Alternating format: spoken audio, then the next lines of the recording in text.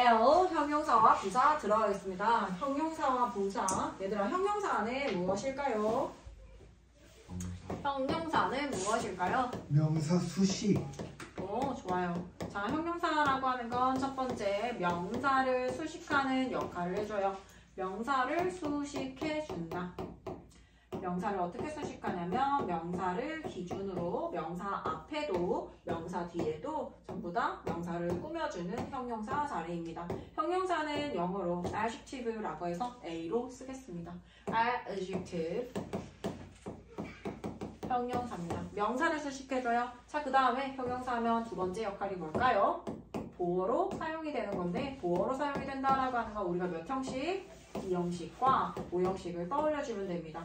2형식이라고 하는 건 주어, 2형식 동사 쓰고 보어 자리 이때 얘기하는 거고요. 5형식 같은 경우에 주어, 5형식 동사 쓰고 목적어 쓰고 목적 보어 요거 얘기하는 거예요. 이 보어 자리에 명사 아니면 형용사 나올 수 있기 때문에 형용사는 이 두 가지 역할을 한다는 거 머릿속에 기억해 주세요.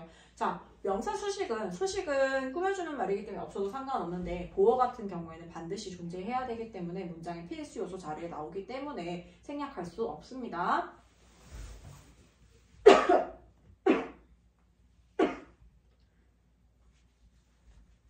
자, 그 다음에 부사 한번 볼게요. 부사 같은 경우에는 무슨 역할을 할까요?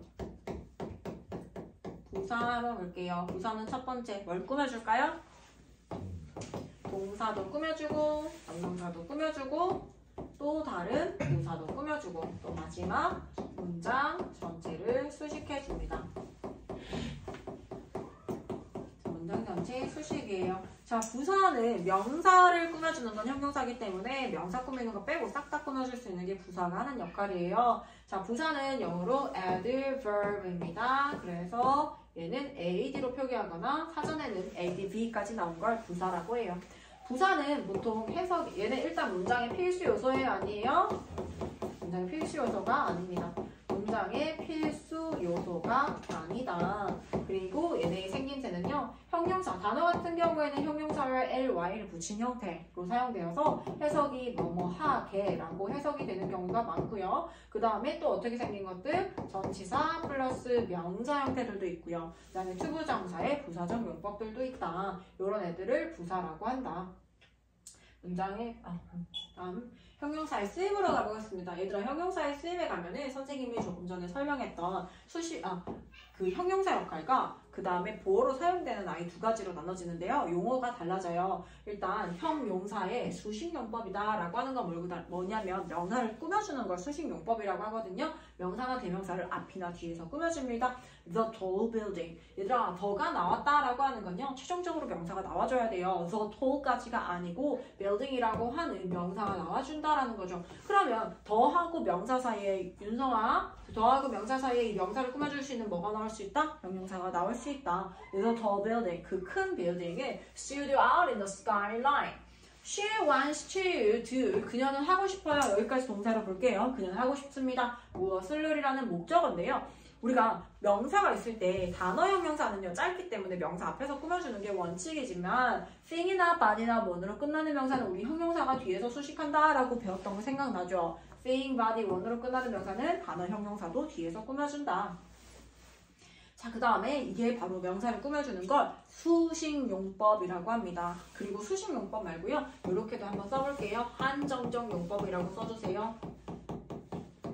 한정적 용법. 얘들아, 형용사의 한정적 용법이라는 건 뭐냐면 명사를 꾸며줘서 명사의 의미를 한정 짓는다. 앞이나 뒤에서 이러한 명사. 빌딩 중에서도 키가 큰 빌딩, 큰 빌딩이라고 해서 명사의 의미를 한정 지어줍니다. 그래서 얘를 한정적 용법이라고 하고요. 두 번째가 바로 서술적 용법이에요. 서술적 용법은요, 보어로 사용되는 경우를 서술적 용법이라고 합니다. 얘 이름이 왜 서술적 용법이냐? This science book, 이 과학책은 is 뭐뭐이다 라고 해석하죠. Interesting은요, 무슨 뜻이에요, 얘들아? 흥미로운입니다. 우리 형용사는 니은 받침으로 해석이 된다고 했죠. Informative 뭐예요? 유익한입니다. 근데 근데 우리 해석할 때 선생님 예전에 한번 얘기한 적 있었지. 이 과학책은 흥미롭고 유익한 이다 라고 해석하지 않고 어떻게 한다고? 흥미롭고 유익하다, 재미있고 유익하다 라고 해서 얘네가 형용사인데도 불구하고 마치 동사인 것처럼 해석이 된다라고 해서 서술용법이라고 하는 거야. 서술어라고 하죠. 동사적 용법이라는 거예요. 동사처럼 해석이 된다라고 해서 얘를 서술적 용법이라고 합니다. 이거 이해했어요? 다시 한 번 더, 보어로 사용이 되었을 때 얘네가 니은 받침으로 해석이 되는 것이 아니라 흥미로운 그리고 유익한 이다 라고 해석되는 게 아니라 얘네가 마치 동사인 것처럼 흥미롭고 유익하다 라고 해석이 되기 때문에 보어로 사용되는 이 아이들을 서술적 용법이라고 부른다. 괜찮죠? Some considers, 그녀는 she considers 오늘 저 서술용법 2형식을 배웠어요. 아니요, 보어 5형식도 가능하죠, 당연히. 5형식은 동사의 뜻이 있지 않아요? 뜻이 있는데 이제 서술 용법에 대해서 이제 이해가 빠르기로 선생님이 그렇게 설명을 해주는 거예요. 그 다음에 she considers him, 그녀는 생각합니다. 그가 talented, 재능이 있다라고 생각하는데요. 얘도 마찬가지야. 재능이 있는 생각하다, 고려한다 이게 아니고 재능이 있다고 생각한다. 재능이 있다고 생각한다. 마치 동사처럼 재능이 있는 생각한다가 아니라 재능이 있다고 생각한다 라고 해서 똑같아요. 얘들은 동사가 아닌데 동사처럼 해석이 된다. 서술적 문법입니다. In the specific field, the movie was interesting. 그 영화는 흥미진진한 였다 아니고 흥미진진했다 라고 해서 동사처럼 해석이 되어집니다. She was excited about the movie. 요거 했었죠 얘들아. 분사에서 이렇게 감정을 나타내는 건 주어가 그러하게 일으키는 대상일 경우에는 ing를 사용하고요. 그러한 것을 특히나 이렇게 감정을 느끼는 애들 같은 경우에는 사람이 주어로 나와줘야 그러한 감정을 느낄 수 있게 되기 때문에 PP 형태를 쓸 수 있습니다 라고 했죠. 그 다음 우리 부사의 쓰임으로 가겠습니다. 부사라고 하는 건 영어에서 제일 많은 걸 해주는 역할을 하는데요. 부사의 쓰임으로 볼게요. 동사도 꾸며주고 형용사 또 다른 부사 문장 전체를 꾸며준다. 명사 빼고 싹 다 꾸며준다.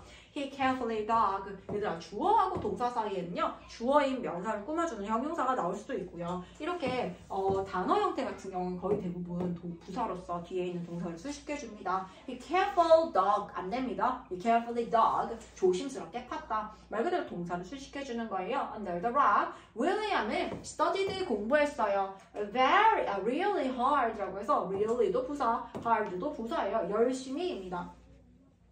study가 1형식 동사로 끝났고 나올 수 있는 건 부사라서 hard인데 그 정도에 대해서 진짜로 힘들다, 힘들게, 열심히 라고 해서 부사가 또 부사를 수식해주고 있습니다. 부사의 형태, 선생님이 얘기했다시피 형용사에 ly 붙인 형태가 있다. 하지만 형용사 부사 형태가 같은 경우가 있으니까 당연히 같으니까 시험에 잘 나오겠죠. late는요 형용사일 경우에는 늦은, 형용사일 경우에 선생님이 니은 받침으로 해석된다 라고 했던 거 생각나죠? 니은 받침으로 해석이 되어지고 있어요. 늦은, fast 빠른, hard 딱딱한, near 가까운, early 이른, right 오른, right high 높은입니다. 자 근데 부사가 되었다. lately 아니에요. fastly 아니고 hardly 아니고 nearly가 아니란 거야. 그게 전혀 다른 뜻의 부사가 되어집니다. late는 늦은도 late, 늦게라는 부사도 late입니다. fast 빠른 빠르게. 그 다음에 hard 딱딱한 열심히, near 가까운 근처에, early 이른 일찍, right 오른 정확히, high 높은 높게 라고 해서 이렇게 여러 번 얘기해서 암기해주세요. We were late for school. 자 그럼 얘 같은 경우에 뭘로 쓰였느냐? 당연히 보호 자리를 사용했으니까 late가 형용사로 사용이 되어진 거죠. 학교에 늦었다. We got up late. 우리는 일어났어요. got up 일어나다. 1형식 동사. late 늦게 일어났어. 일어났는데 늦게 일어났다라고 해서 동사에 대해 수식하기 때문에 부사입니다. 선생님이 얘기한 것처럼 ly를 붙이면 전혀 다른 뜻의 부사가 되는 경우 한번 보겠습니다. high인데요. high 형용사에다가 선생님이 ly 붙여서 부사 만든다고 했으니까 ly를 붙여봅니다. 그런데 높은, 높게 라는 의미가 아니라 highly가 되면 전혀 다른 뜻의 부사가 되어져요. 매우라는 뜻이 됩니다. late는 늦은인데요. 늦게 라는 뜻인데 lately, 최근에 라는 뜻이 되고요. hardly는 거의 뭐뭐 않는이라는 부정의 빈도부사입니다. near 뭐뭐 근처에, nearly 거의 라는 뜻이고요. great 잘, greatly는 매우라는 뜻이 되어집니다. I tried hard. 나는 열심히 노력했어. not to laugh. 웃지 않으려고. I hardly know each other. we hardly know each other. 우리는 서로 거의 알지 못해요. 문장 전체 부정을 해석해 주시면 됩니다. 자, 그러면 옆에 문제 풀어볼게요.